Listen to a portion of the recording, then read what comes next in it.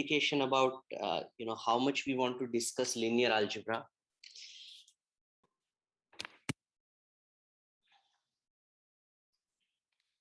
So anything from you as a class? So I think whatever linear algebra we'll need for the course, I think you should do an overview of that. Okay. So, all right. Thanks. That's clear. So, all right. So I did plan something, and so after today's class, the way I am doing it, if it is, if you want me to become more concrete, then you should tell me for the next class. So when you did linear algebra, you've done this diagonalization of symmetric or Hermitian matrices. As I understand, you even proved the spectral theorem for normal matrices, correct?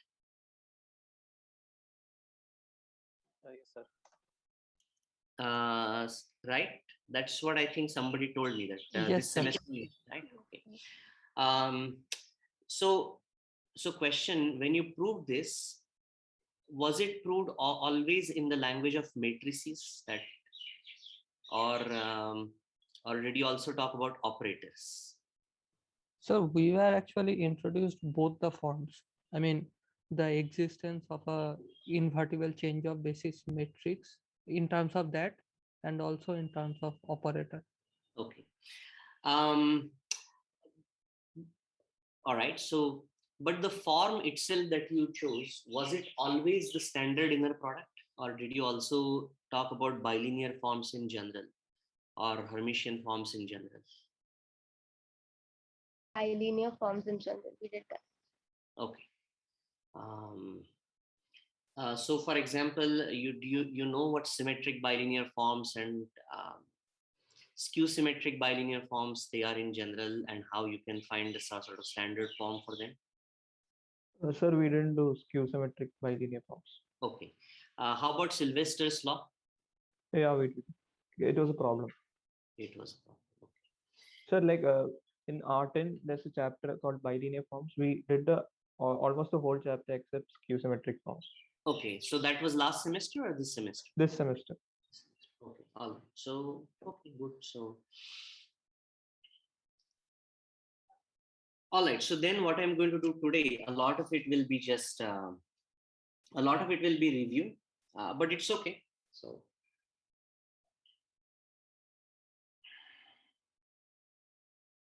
okay, so I'll just continue from the, from the last lecture, and perhaps, but what I understood from last time is that you did not really spend a whole lot of time discussing specific groups, that is orthogonal group O3 of O3 or O2,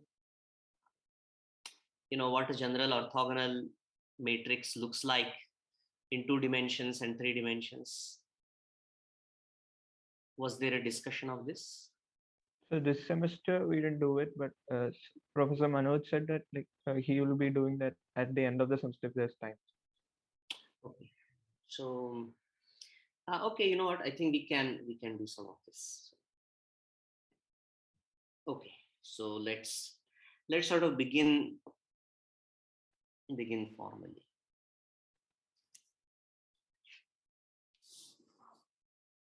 Just give me a moment, please.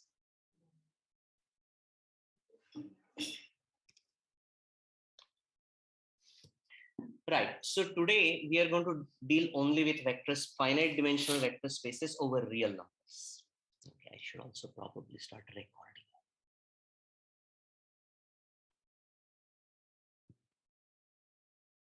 Recording in progress. Okay. So I have a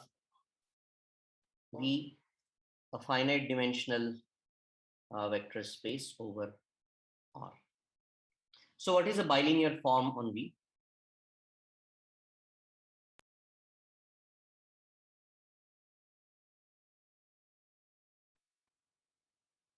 Is a map of what type? So we'll call this B. It's a map from V cross V to R, which is separately Yes, say that please again.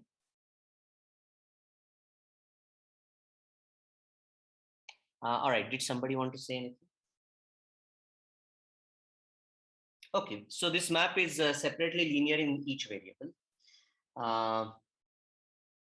such that, so you can say B of whatever, AV plus BW, whatever U is whatever, A times B of VU plus the other scalar B. Yeah, so maybe my choice of scalars was not very, and similarly,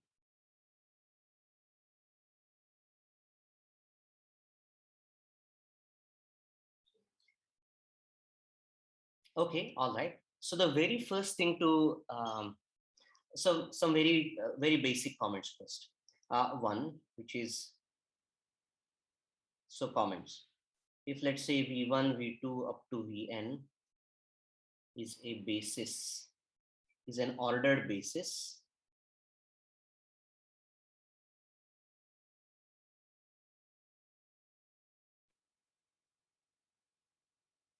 for V, then I can simply,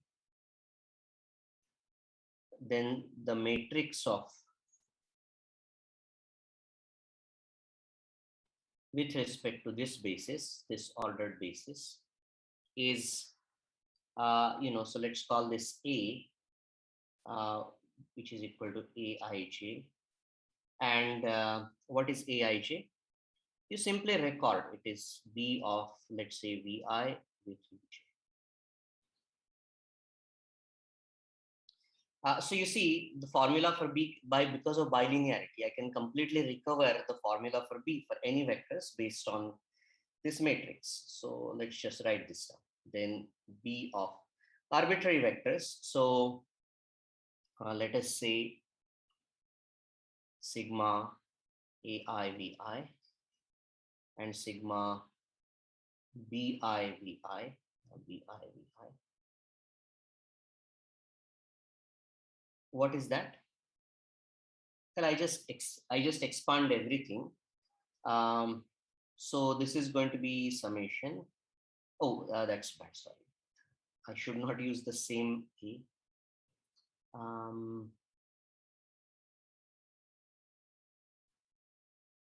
Okay, so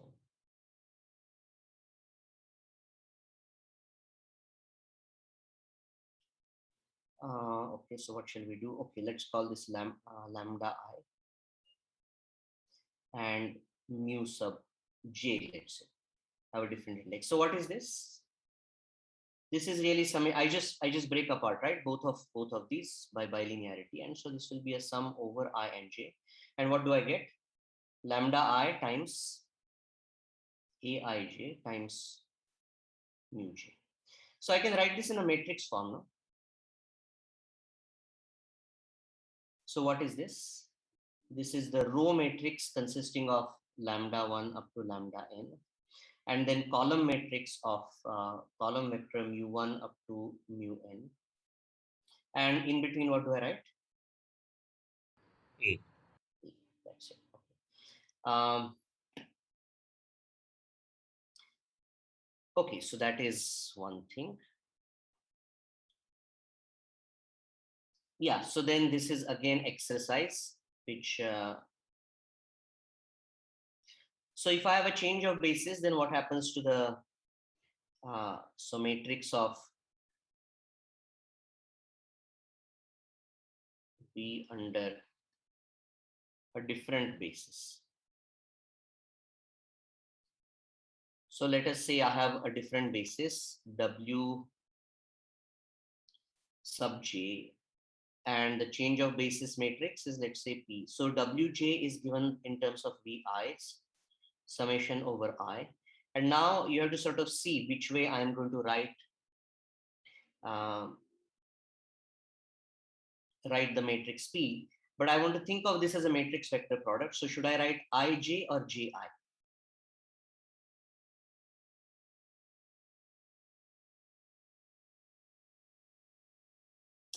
Well, I mean, there is no rule over here, but this is what I will. So this is how I'm defining the matrix. So I call this P the change of basis matrix. Uh, so then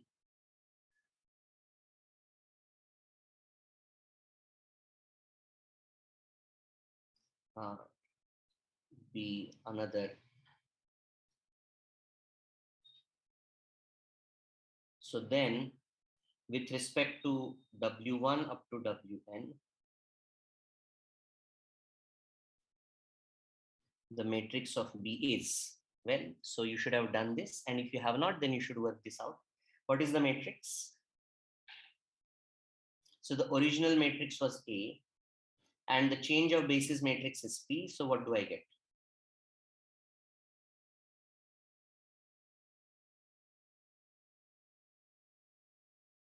Surely this must have been done or not?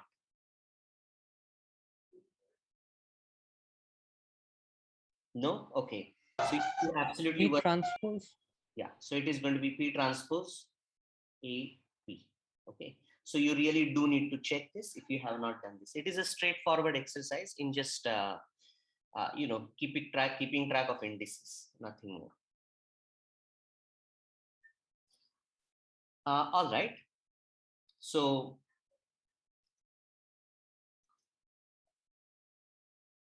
this is just really a remark. But now here is another sort of basis free way of looking at it. So another way. So what I'm about to do should remind you of what we said earlier in the context of higher derivatives. Giving a map of, so recall that at set level, so recall Kareem, that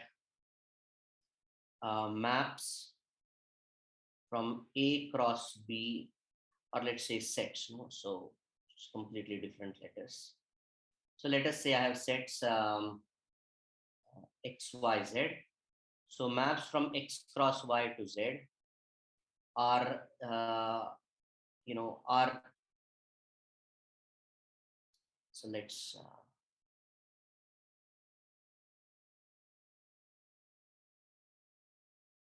so this is really, I want to say, a natural bijection with maps from X to maps from Y to Z, correct? And also the maps from Y to the set of maps from X to Z. So this is just means in natural bijection. So that's what that, and the word natural can be made precise, but right now you should just think of it as psychologically natural. So using this, what we get is the following. Having a bilinear map, a bilinear form on V is equivalent to having what? So having either of two linear maps. So I'm going to define these maps. So you see, I have a bilinear map from V cross V to R. So using this above dictionary, that's really the same thing as saying having a map from V. So I'm going to write this. So this is map B, correct? So if I have vector V and vector W, then it goes to B of V to W. So I claim that this really is equivalent to having a map that takes V to the map V dash. So that B, so if I fix the vector V and if I recall, and if I regard B of V with any argument as a map, then it is an element of what? It's a map, but it's a map from where to where? V to R. It's a map from V to R. And not only that, in that dash, the argument that is there if I change that argument, then this map is linear in that argument. If I put a sum there, then the map will also, the map will preserve addition and scalar multiplication in that second slot. So in other words, this is not just lands not just into set maps from V to R, but in linear maps from V to R. So that is the dual vector space.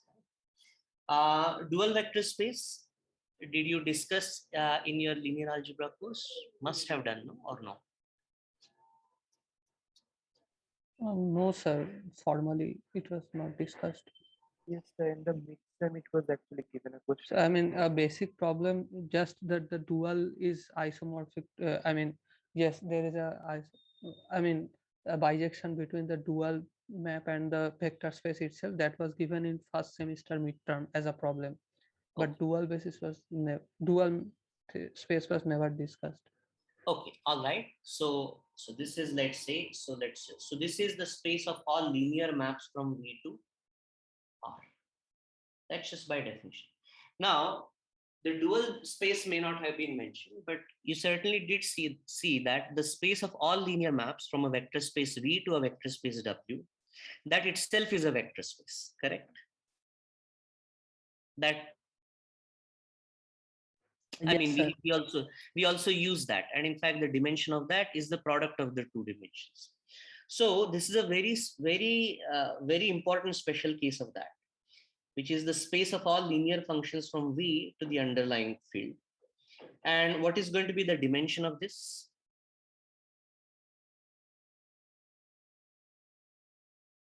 The same as dimension of V. Right, because it's the product of the two dimensions, and the dimension of R as a vector space over itself is 1. So this space has the same dimension as that of V. V is finite, if V is finite dimensional. Otherwise, life is more interesting. Okay, so what is the vector space operation in this space of functions? How do I add two maps and how do I scale a map?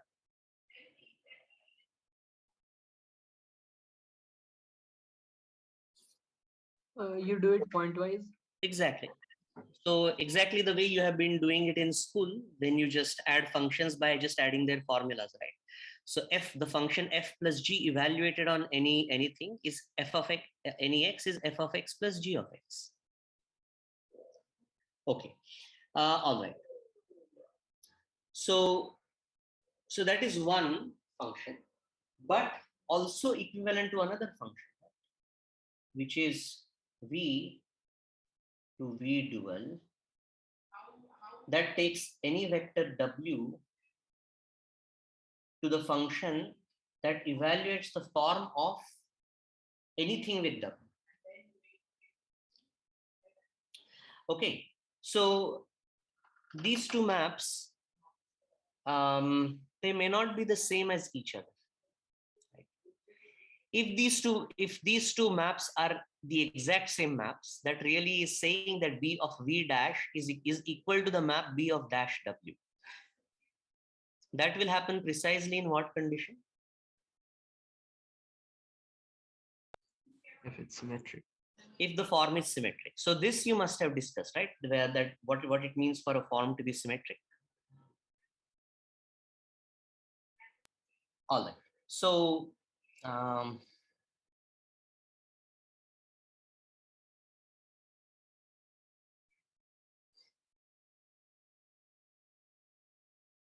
okay, so I'm just a bit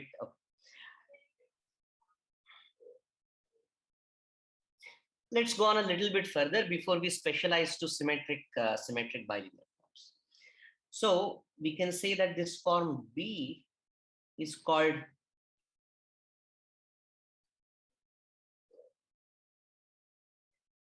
non-degenerate. So what is the definition of a non-degenerate bilinear form?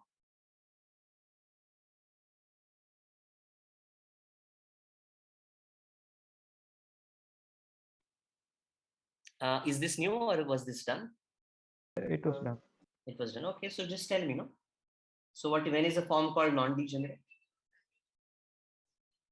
If the only null vector is the zero vector, where a null vector is something which is orthogonal to every other vector. Right, but you see, what does it mean to be orthogonal? The form output 0. Yeah, but you see this form, if it is not symmetric, then one vector being orthogonal to another could depend on the order. See, Right. so Yeah. right, so we will go away from this very soon. We do not want to discuss forms in general. But okay, so B is called non-degenerate if the following things happen. If the following things happen, V such that B of V W is equal to 0 for all W. So this set is just the 0 set. But now this is equivalent to something, you see. So this really is saying that if I take the map that V goes to B of V dash, that's one of these maps, the very first map that I have. So what does this say about the map? So it has to be injective. Right, so this map has no kernel. That's what this is saying, that kernel of this map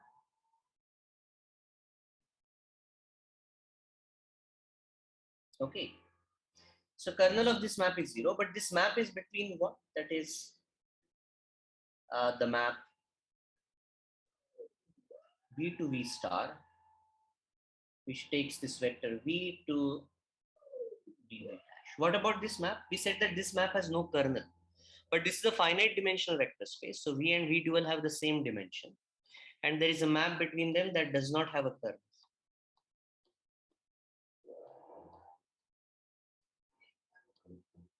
So what does that say about the map? It's bijective. It's an isomorphism.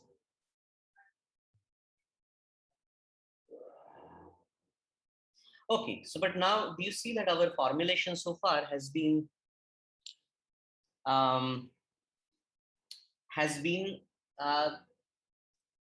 not symmetric? No, somehow we have preferred one of the maps from V to V dual over the other.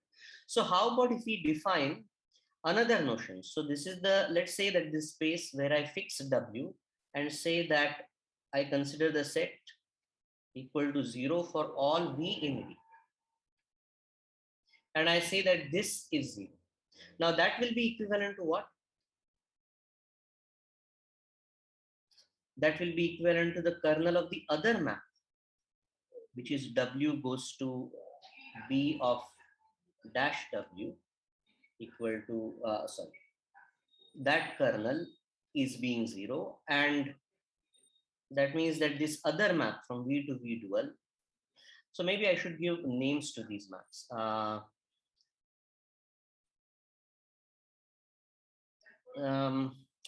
So, okay, so let's call this ad hoc notation. Let's call this F and let's call this G. So that means that this map F is an isomorphism, and now we have this map G is an isomorphism. So are these two notions related to each other? So should we call somehow a left non-degenerate form and a right non-degenerate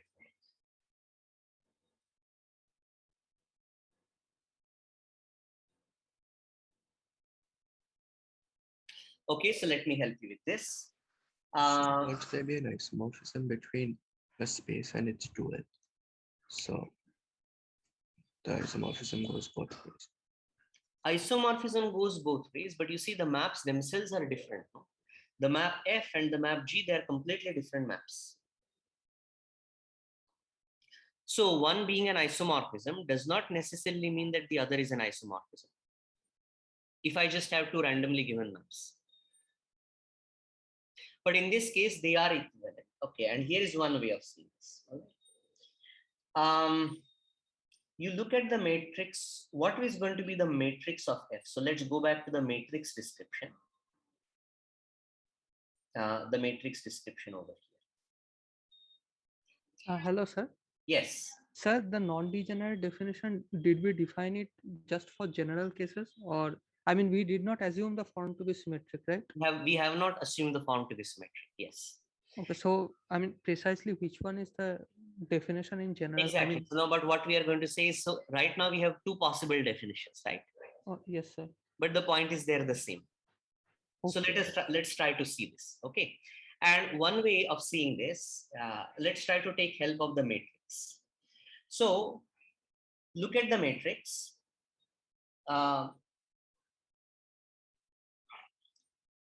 Let's go back. So let's write then. So this matrix, let's just write down with respect to the basis. Okay. So sorry, this is going to be a bit, okay. So this A12, right? And then we have A11,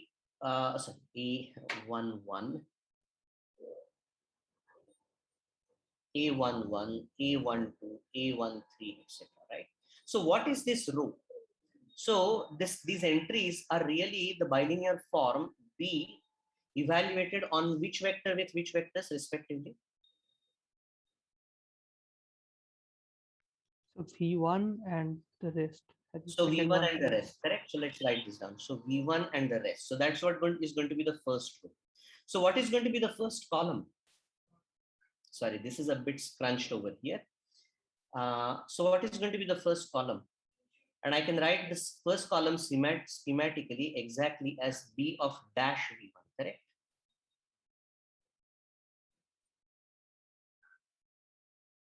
Yes. So with this in mind, what is going to be the matrix of each one of these functions f and g? So let's write this down here. Note. Matrix of f is equal to, and matrix of g is equal to. So sorry, both of these, let me try to get it small, but okay. So what is the matrix of f? And what is the matrix of G? Well, okay, so there is no mystery about this. One of these is going to have the matrix of the form itself with respect to the same basis I'm considering. So which one of these is going to have the matrix A?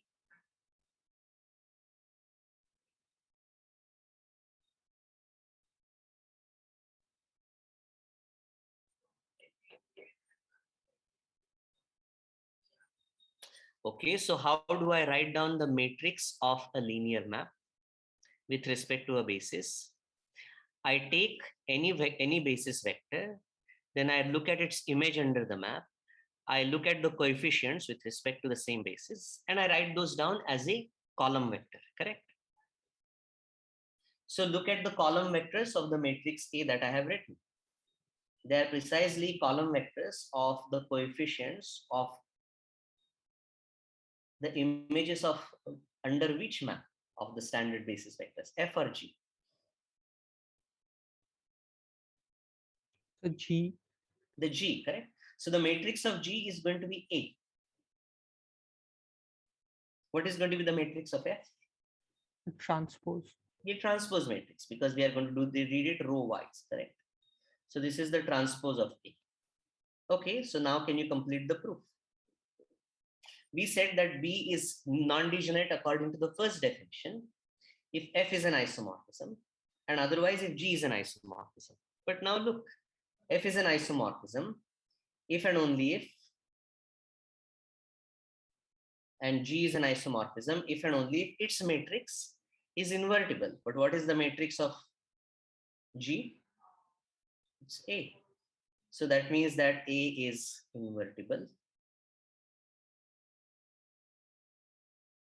But this is if and only if the transpose of A is invertible, and that is equivalent because they both have the same determinant. So if and only if A transpose A, I use capital T, is invertible. So let me just put, and all of this is equivalent to the determinant of A being non-zero. Okay. So any questions so far?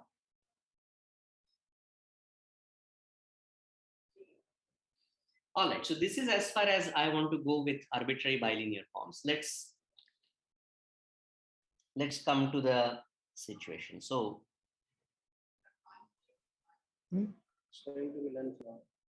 Are you going? Sorry, I didn't get it. sorry, say that. So is there a question? Yeah, from Kulkarni. Sorry, say that again, please. I didn't understand.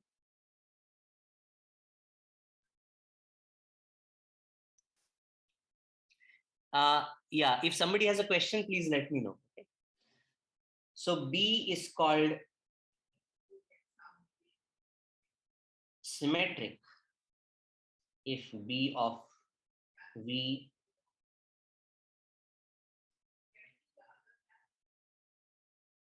so this is for all V and W. Okay, and B is called alternating or skew symmetric. Let's call it skew symmetric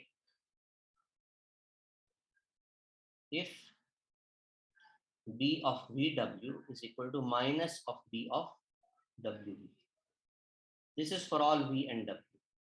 Okay. Now, there are a couple of small things to say. One is that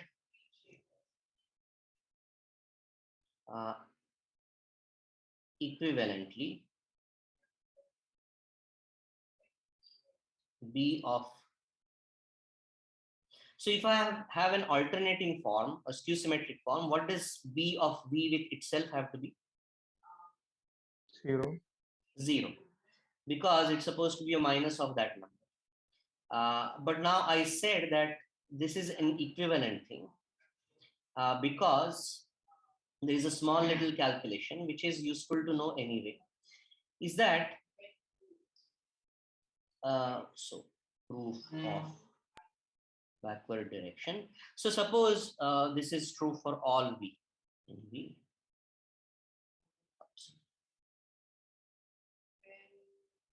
Suppose it is true that the form vanishes on V comma V for any V.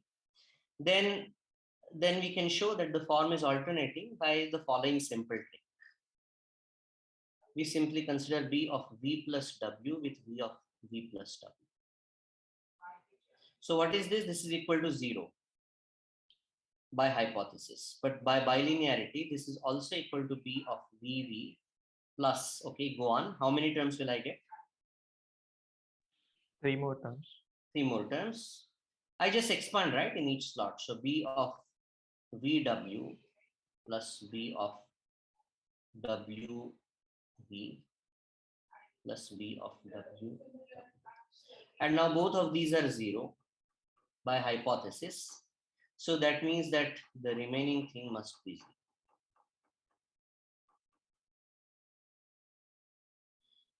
0. So if you care about things like fields of characteristic 2, then the lower definition is taken as the better definition. Because you see, the lower definition does give you skew symmetry. But skew symmetry by itself only tells you that B of VV is minus of itself. So if your field has characteristic 2, then this is no extra information. But for us, this doesn't matter. All right. So here is an exercise, all right? And it's an important exercise at some point.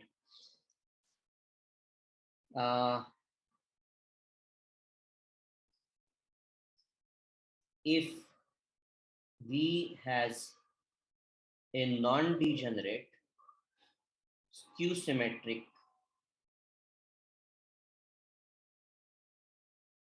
form, then dimension of V must be, any guesses? Does anybody know? Even. And with and there is a basis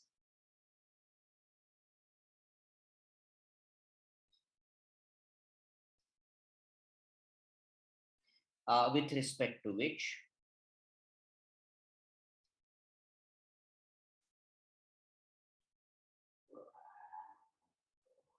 okay, so this came out a little weaker than I wanted to see.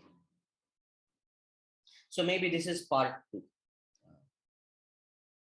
So that really came out badly because I wanted to say something more.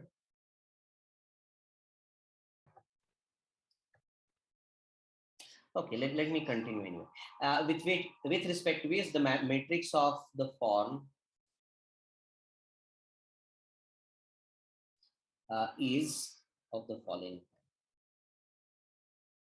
So I'm just going to call this J, and all of these are 2 by 2 blocks where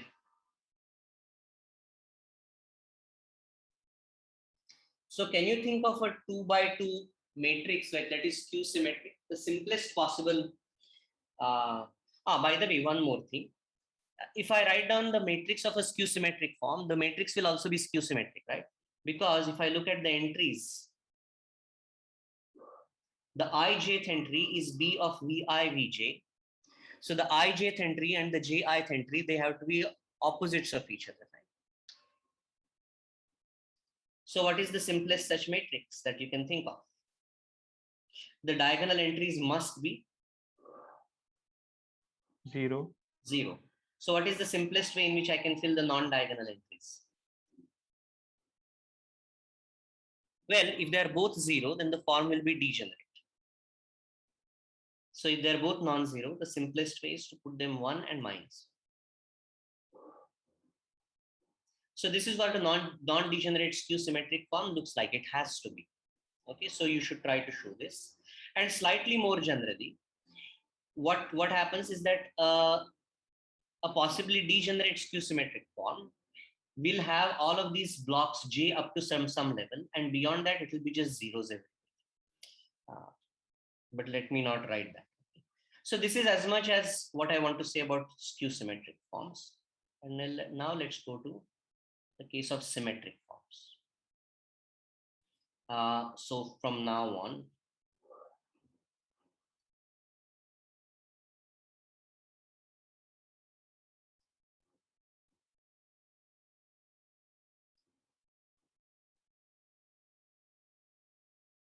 forms. All right. So what do you know about symmetric bilinear forms? So claim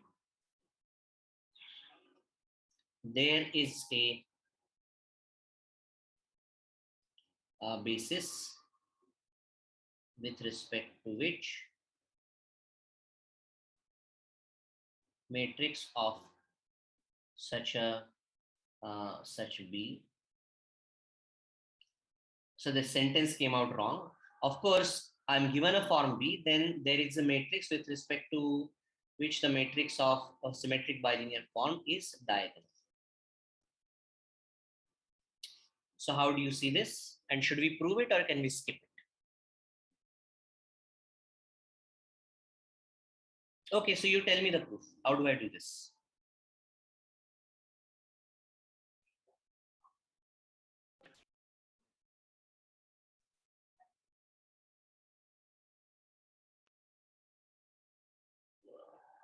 All right, so we induct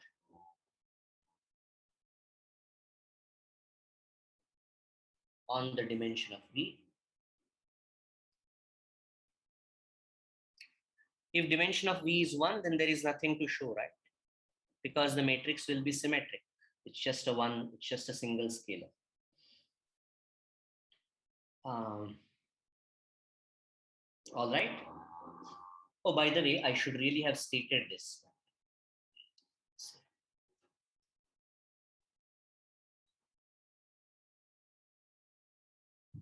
So this is just a remark.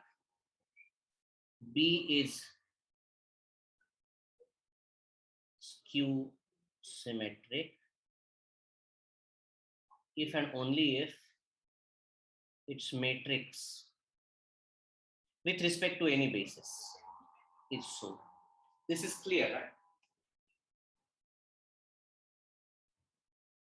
Because the matrix just records the values of B for a basis vector. So in particular, the symmetry or skew symmetry condition will have to be true for basis vectors. And we know that the value of the bilinear form on any vectors can be deduced from the basis vectors. So you just see the formula and see that the symmetry or skew symmetry of the entire form will follow from symmetry or skew symmetry of the matrix. So effectively, I'm just going to show how to write um, a basis such that the matrix becomes diagonal. And by the way, a diagonal matrix is of course a symmetric matrix. So, all right. So how do I begin? How do I begin choosing such a basis? We choose one vector.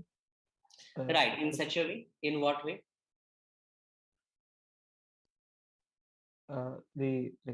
The bilinear form v comma v is not 0. Right. Okay. How do I know that such a thing exists?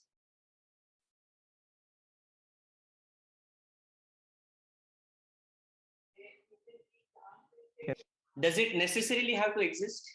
Does there always have to be a vector v such that the bilinear form of v with itself is non-zero? No. No. But if it does not, so so what is one case in which you will never find such a vector? When the entire bilinear form is identically zero, right? So first claim, if b is equal to the zero function, then nothing to do.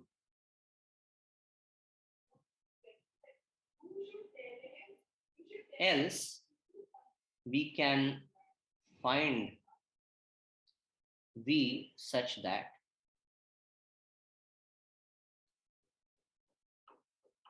so how? And the idea is you again use the same trick that we used over here. Consider the bilinear form of v plus w with itself, and it breaks into 4 terms. So how does that go here? Because as follows. Let's do this.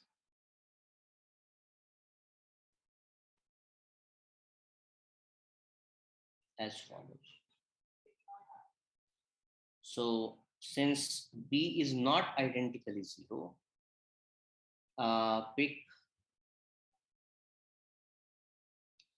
v and w such that b of v w is non-zero. Now do you recall what to do?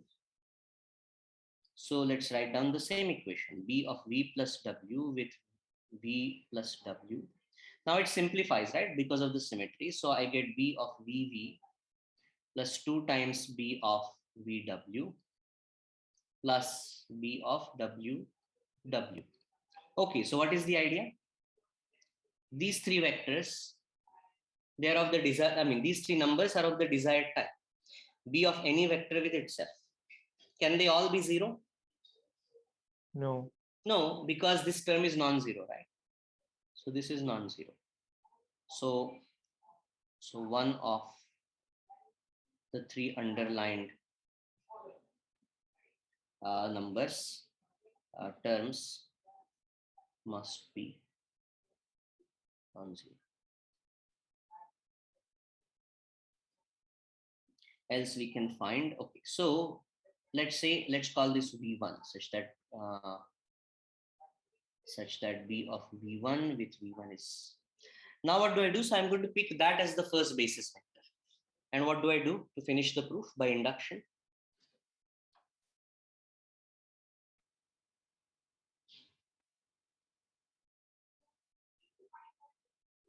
Okay, so here's what I do. Now consider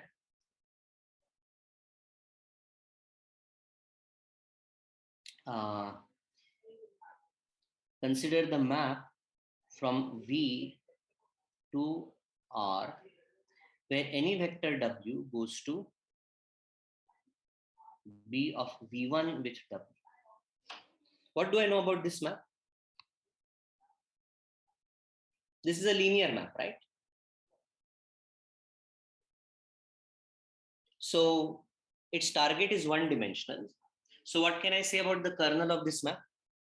The kernel of this map can have dimension what? I have a linear map from an n dimensional space to a one dimensional space. So N the minus. kernel can have dimension only At least N minus. Yeah, at N least minus. n minus 1, right? Rank nullity, if you will. So the kernel can have dimension either n minus 1 or n. But if the dimension of the kernel is n, then that means that the entire map has to be 0, right? But it is not, because in particular, which vector is not in the kernel? V1. V1 itself. So this map is surjective. It's surjective.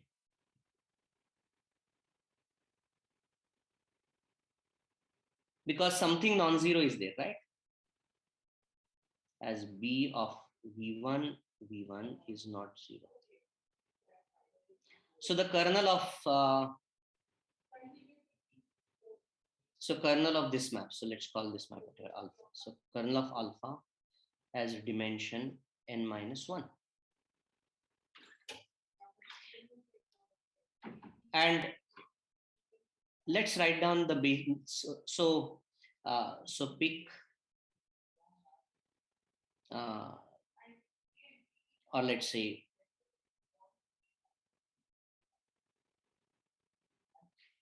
so just one sort of silly comment. If I'm given a bilinear form on a vector space, then that bilinear form, I can regard it as a bilinear form on any subspace also. And if the original form is symmetric, then this form will also be symmetric. So diagonalize B on this subspace.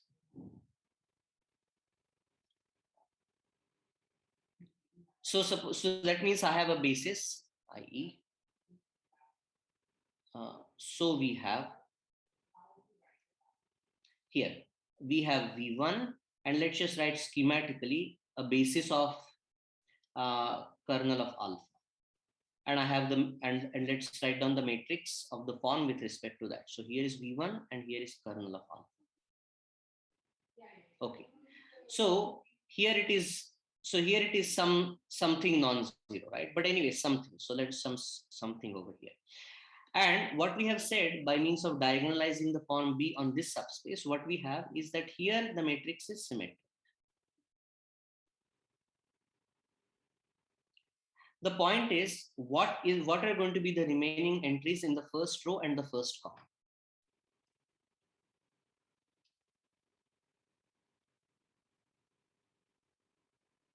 Zero, since they were in the kernel of the map that we Right. constructed. And notice that with zero being zeros in the row and zero in the column, it's really the same thing because the form is symmetric. So I have diagonalized it. Sorry, so not just symmetric. I should have said it is not just symmetric because I have already done this. Because I have done this, it's not just symmetric. It is diagonal here.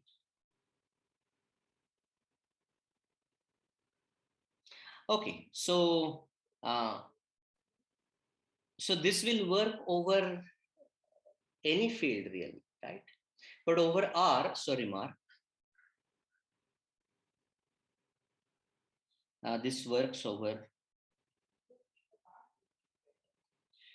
for V over any field. But over real numbers, we can do something more.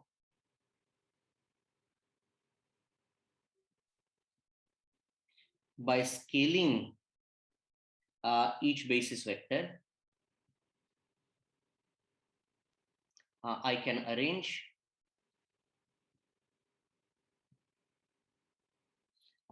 each B of Vi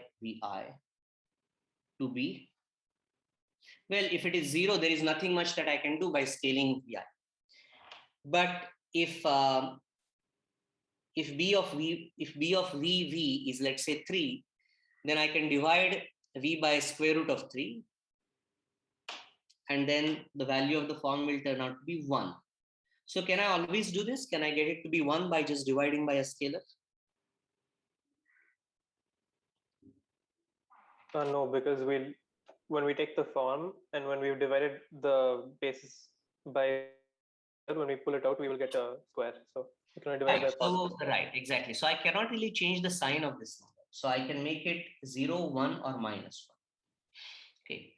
Now, on the other hand, if my underlying field were complex numbers, that if I'm considering symmetric bilinear forms over for a complex vector space, then what? Then I have square root of minus 1 also available. So I can scale this vector by, some multiple of I if necessary. So in that case, I can get ones everywhere. But we are over real numbers, so we will get 0, 1 and minus 1. And now what does Sylvester tell us? So fact,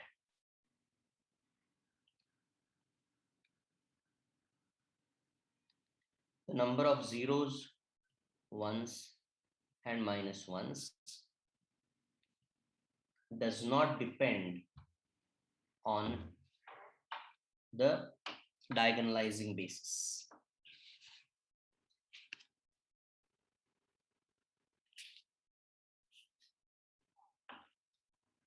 Okay, but this we will not prove.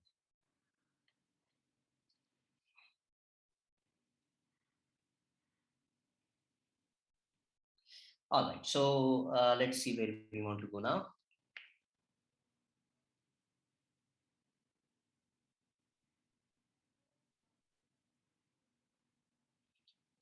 Yeah, so sorry, one thing, just looking at my notes, one thing I forgot, so let me just say over here. For the case of general bilinear forms, there is the notion of perpendicular subspace of a given space. So let me just state this here. In terms of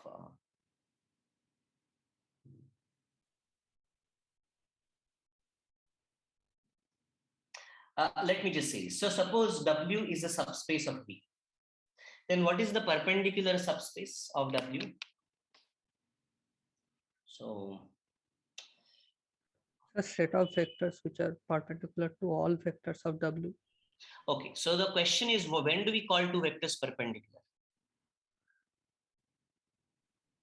So if we assume the form to be symmetric, then just Yeah, any then this is a normal. symmetric notion, no? But otherwise, this is not necessarily a symmetric notion. Yes. Okay. Sir. So what we have to say is that we have to say use the notion of right perpendicularity and left perpendicularity. So if the bilinear form of V with W is 0, then we can say that W is right perpendicular to V and V is left perpendicular to W. However, if the form is either symmetric or skew symmetric, then it doesn't really matter, because whether a number is 0 or not, if I reverse the order, at most I will change the sign, but whether the number is 0 or not will not be affected. All right, so let me not write the definition, but in general, I have the notion of a left perpendicular space to W and right perpendicular space to W. But I do have one thing, which is, you see, the kernel of this map F is going to be the space that is perpendicular to all of V, right? So the kernel of F, so let me just say this over here. Kernel of F is the space that is right perpendicular to V. And kernel of G is going to be the space that is left perpendicular to V. Okay. So this is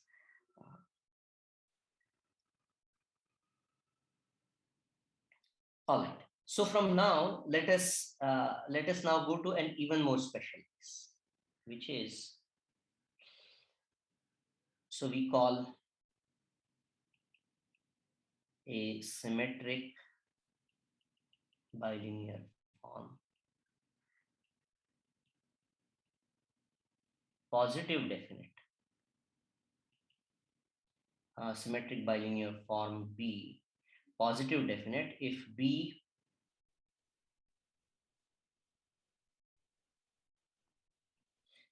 is greater than 0 for all V. Okay, So now remember, I'm able to diagonalize such a thing. What does this say about the diagonal matrix?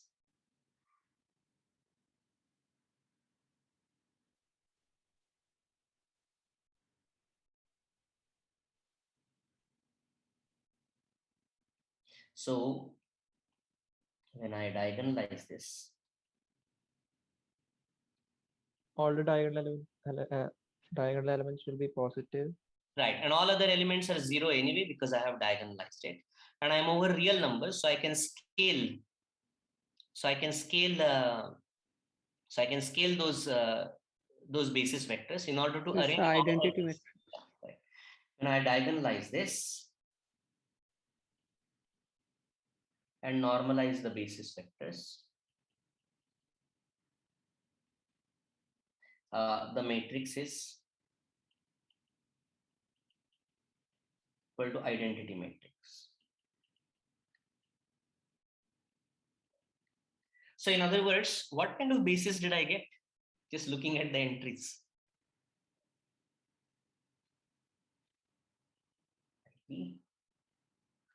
The corresponding basis. It's orthonormal. Yes, exactly.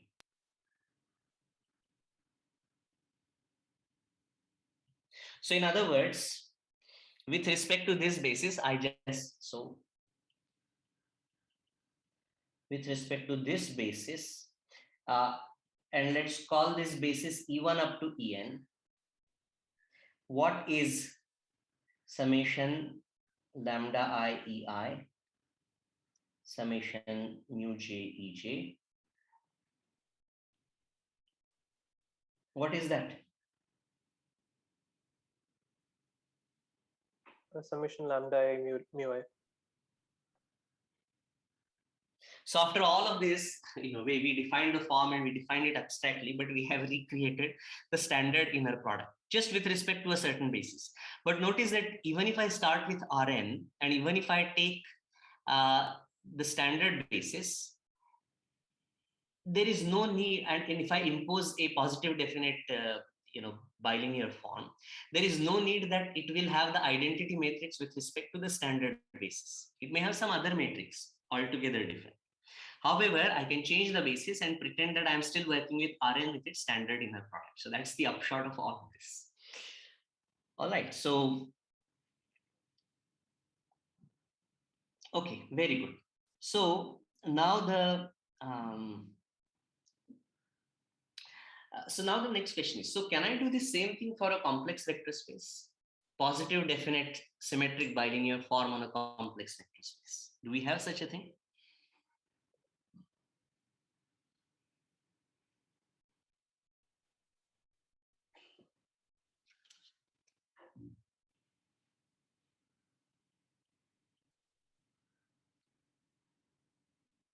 I think we can. Okay, so okay, so 1 second. So let me just see. So symmetric bilinear form on V equal to Cn. So this is vector space over C. Can be diagonalized to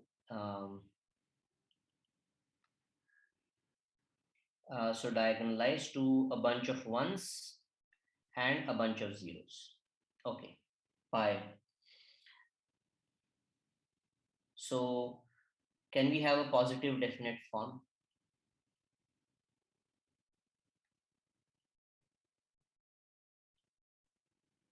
The answer is no.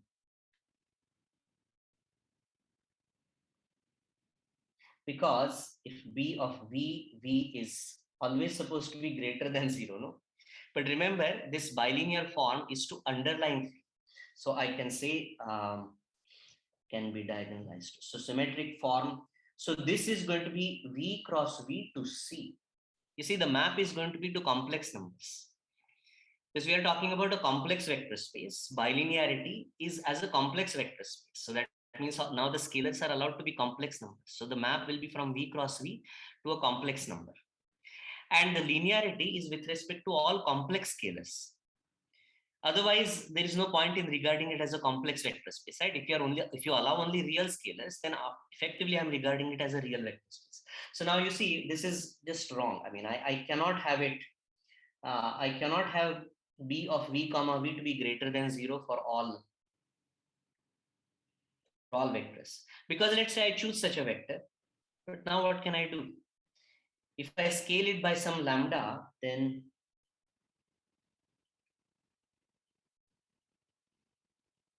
what will that be? Yeah, we get lambda square, which doesn't have to be positive. Right. And just to, I mean, it doesn't even have to be a real number, right? Lambda is just any complex number. So can be any complex.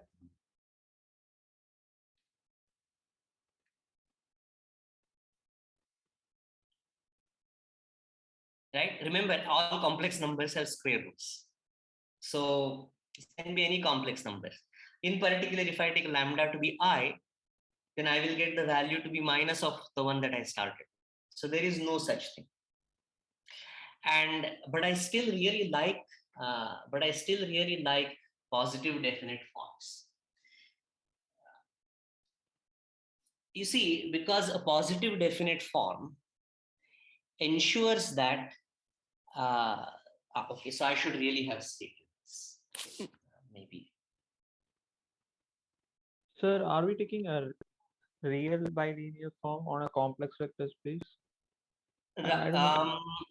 Like otherwise, no, so lambda, one lambda will be lambda transpose, right? No, lambda model. Lambda right. conjugate, So, right? right now, so we have not uttered the word Hermitian so far. So, but we will come to that in a moment. So let me just back up for a moment here. Positive definite. So such B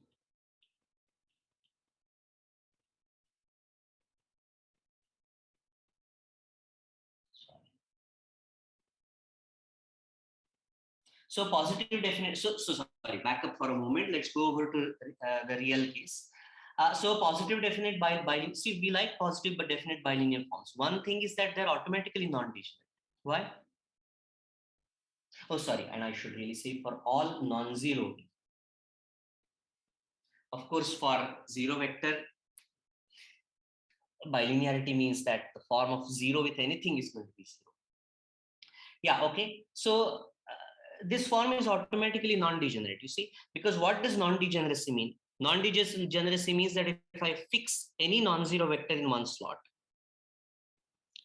then the form should not identically vanish on all vectors after being put in the second slot, right? That was what the condition was, remember?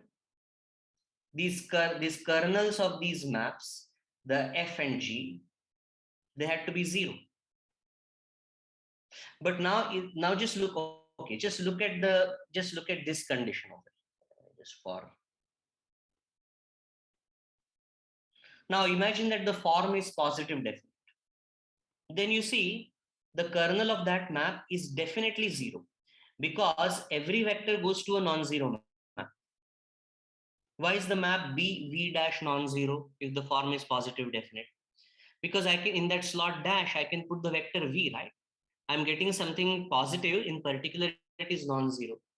So a positive definite form is automatically non-degenerate, and that means when I diagonalize it, I am not going to get any zeros. Well, I knew that anyway, just by looking at because there are, after all, entries of the base, B of basis vector with itself. But even before diagonalizing, it is true. Obvious that such a form is automatically non-degenerate. Now, I do not have this notion over complex numbers. So I would like to have some way of talking about positive definiteness. And I already saw that I cannot have a symmetric bilinear form. So I have to relax something. And then the answer to this is I define Hermitian forms. So what do I have? Is a Hermitian form bilinear? Complex bilinear? No, we don't scale in both slots. We do our conjugate scaling in one. Right. So you see right. So this is the answer. So still want to have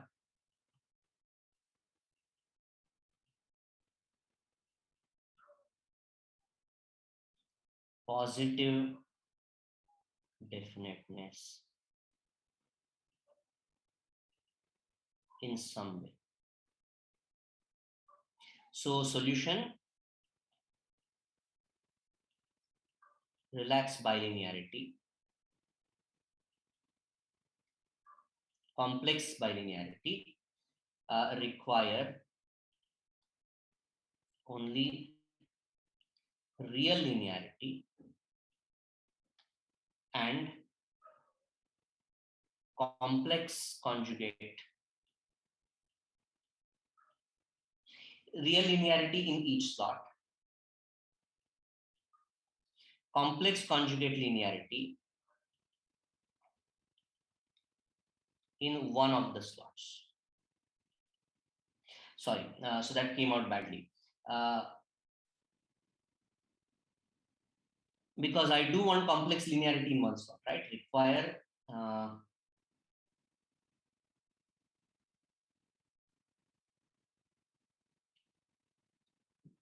Require C linearity in one slot in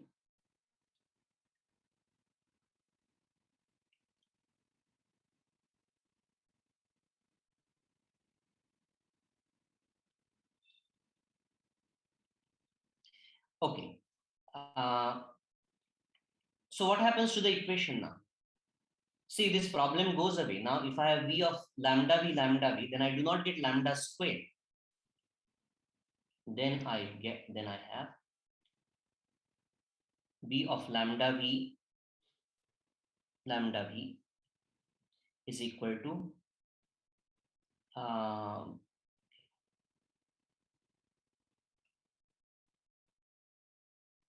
lambda bar of V. So there is very much the notion of a positive definiteness. So can talk about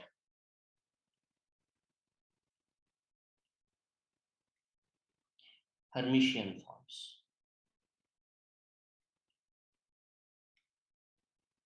and their positive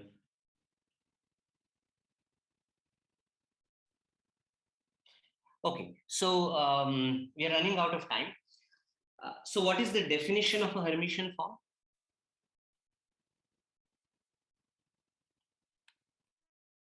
A Hermitian form on a complex vector space is a map V cross V to C such that what happens?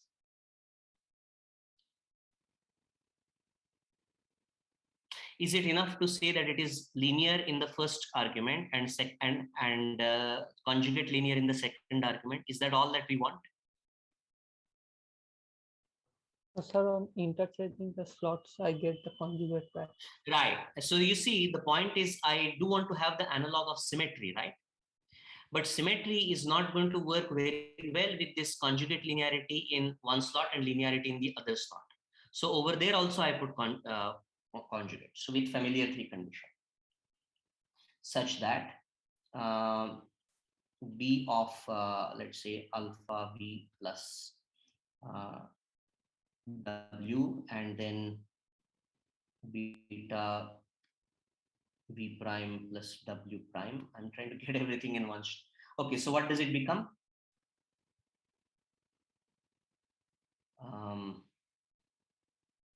Okay, that was a bad choice because alpha V plus W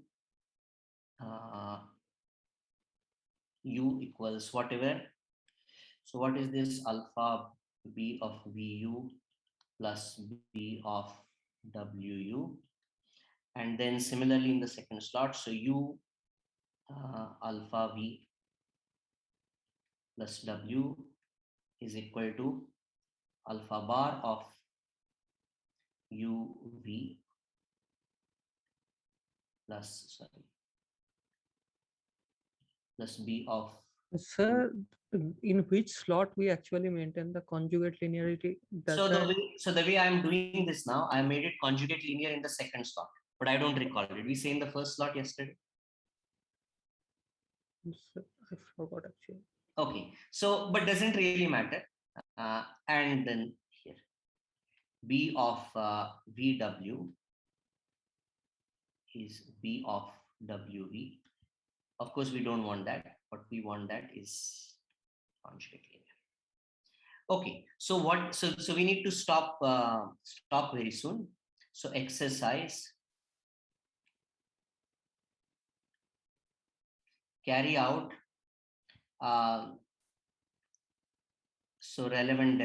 carry out above development.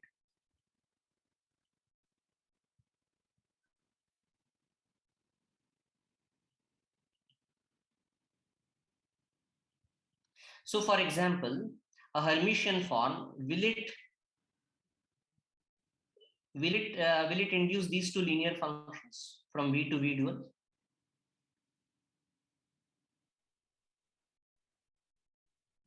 Not quite, you see, because to have a linear function from V to V dual, I needed linearity in each argument over the underlying field.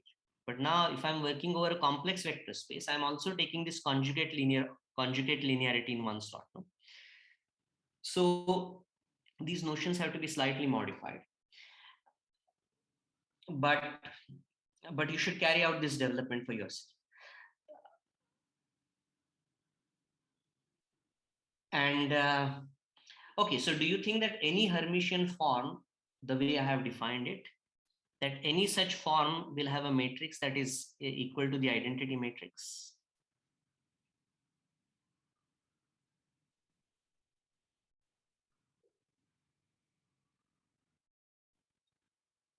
No, all of these equations are perfectly fine if I just define the form to be identically zero.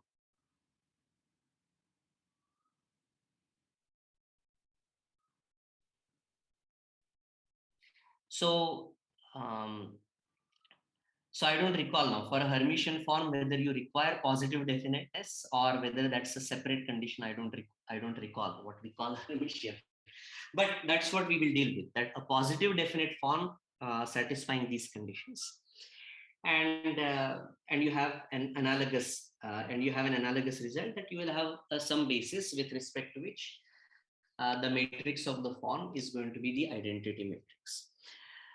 So all this is sort of just okay, it's just language.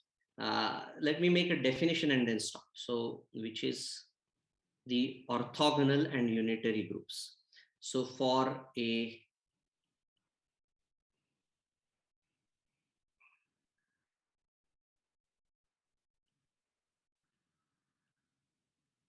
non-degenerate form B, so it could be bilinear or it could be, a Hermitian form, positive definite Hermitian form.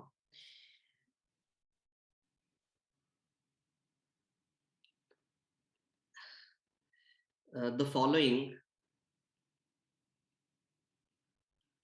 is a group. So all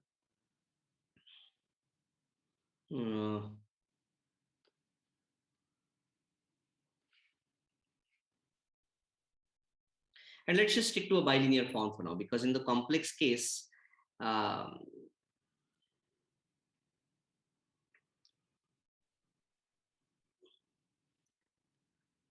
we'll define the unitary group tomorrow.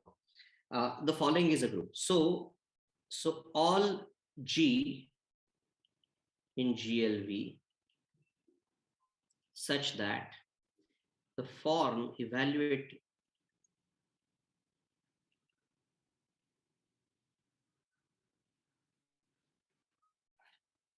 Because notice that if G satisfies, so in other words, i.e.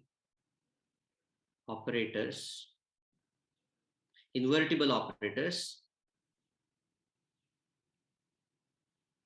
preserving the form.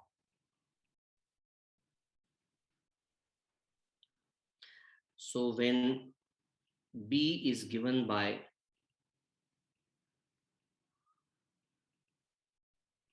identity matrix, what is this group?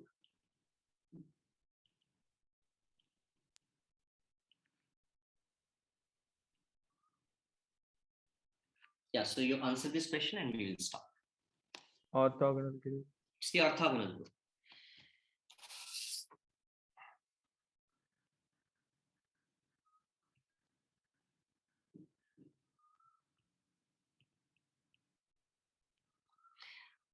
So in some ways, what we did today was just language. But what I want you to really understand is exercise. Understand O2 and O3 concretely. So this is neat and this is important. So maybe this is what we will discuss on Friday. We'll finish off the linear algebra discussion on Friday, so that next week we can go back to calculus. Okay, so let's stop for today. Recording stopped. All right. So, any questions on anything? So will we be using skew symmetric forms in this course? No, we will not. But when you come to the exterior product, you should know what. You should the wedge product. Then that is related to exterior powers of a vector space. So then that is related to skew symmetric forms. So when you come to differential forms, you can do it without really saying, skew symmetric bilinear forms, but it will help. So skew symmetric bilinear forms are also extremely important.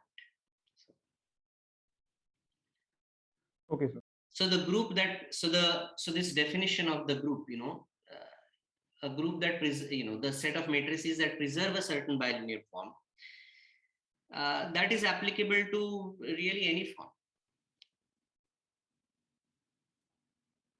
And when you do that for a non-degenerate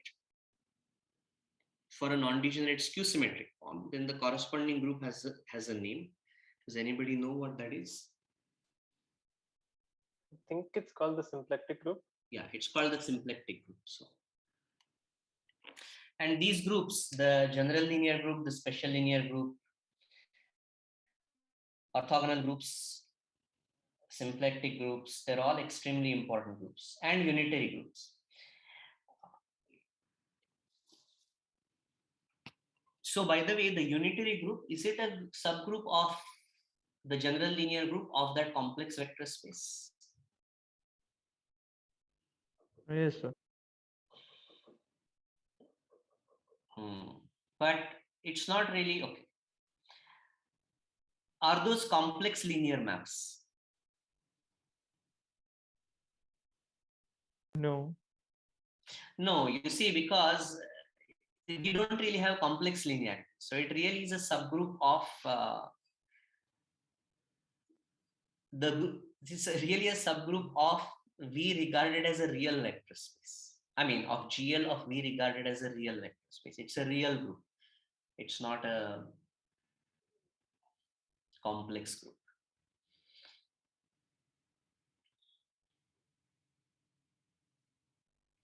And Hello, what is sir. U? Yes. Sir, I had a confusion regarding a different thing.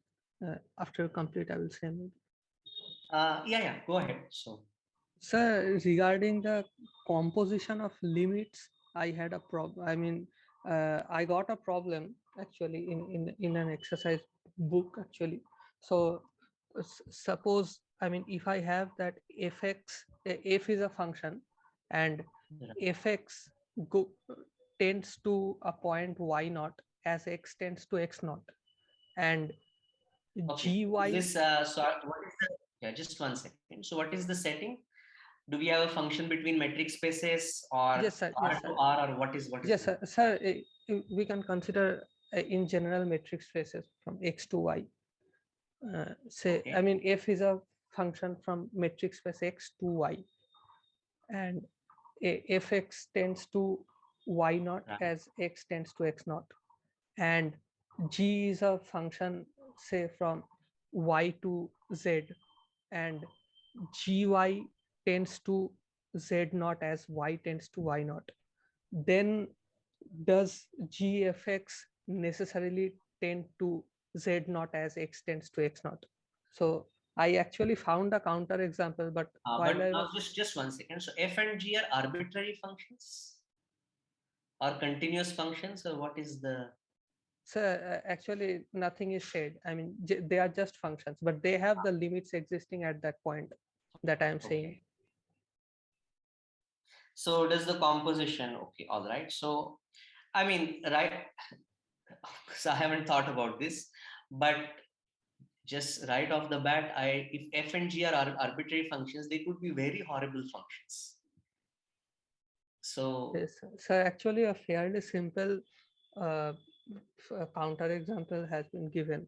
I realize that this for the composition it is not necessarily true, but while I was trying to prove the existence of limit at that point, I mean I was proceeding just normally. I did not actually get where I was doing the mistake in my proof.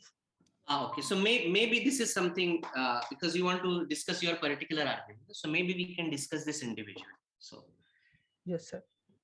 Okay, sir. Okay. perhaps next week, because this week I'll be busy with exams all the way through. Okay, sure, sir. And what will also help, and generally this is true. Um, it's sort of almost a miracle, really. If you are confused, uh, then it's sort of like pain. If you have general pain, then maybe it's, but if it is localized, then you can sort of isolate it and treat. So if you're operating in a general fog of confusion, then write it down. Whatever you have, write it down and make it as precise as possible. When in the course of writing it, you will very often see that your confusion will go away. Just the act of isolating it will, at the very least, it will clarify to you what your question is. That will always be true. Okay, sir. Where sort of the pain point is. So sorry, that was a long-winded way of saying something. Please write it down for yourself. And once you have it clearly nailed down exactly where the problem is, sort of a precise written thing, then just send it to me so then we can discuss productively. Okay, I'm sir. saying So maybe I saying, can yeah, mail you. yeah, and I'm saying this in general, by the way, to everybody. If you want to discuss something specific with me, then just write it down clearly and email it to me. So, for example, for the so in quiz 2, there was this question 2 part 2, which when I was rephrasing, I changed the intended meaning of the question. So it ended up being different from what I wanted it to be. And I discussed it with some of you during the exams, and a couple of you have sent me answers, so which is pretty good. I'll take a look at them. So once you have sent me something written, then you can call me and we can discuss individually.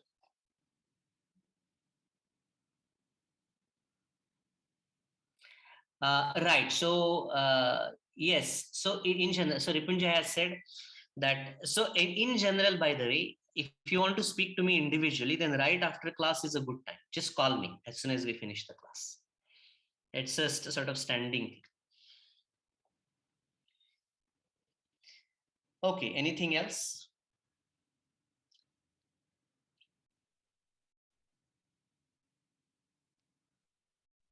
All right. So please do take a look at the orthogonal group in 2 dimensions and 3 dimensions. That's actual mathematics as opposed to what we did today, which was largely just language.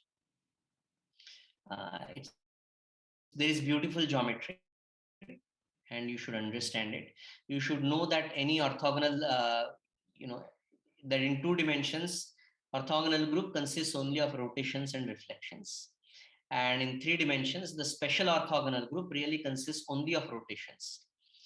And you can get any element by adding a, by composing it with a reflection. So finding this axis in R3, so it's a very nice thing to show that if the determinant of an orthogonal matrix is 1, then just based on that, there must be a fixed vector. It's not very difficult, but there is a fixed vector. And then you can decompose this transformation into this fixed vector. And then the orthogonal plane has to be fixed, right? So then you get down to the two-dimensional situation. So then you just see that in this 2D case, in this two-dimensional space, you again must have a rotation around the origin. So overall, it turns out to be a rotation around the fixed vector, that is the one eigenvalue direction. I just sketched the argument for you, by the way. So, but you should actually sit down and understand this for yourself.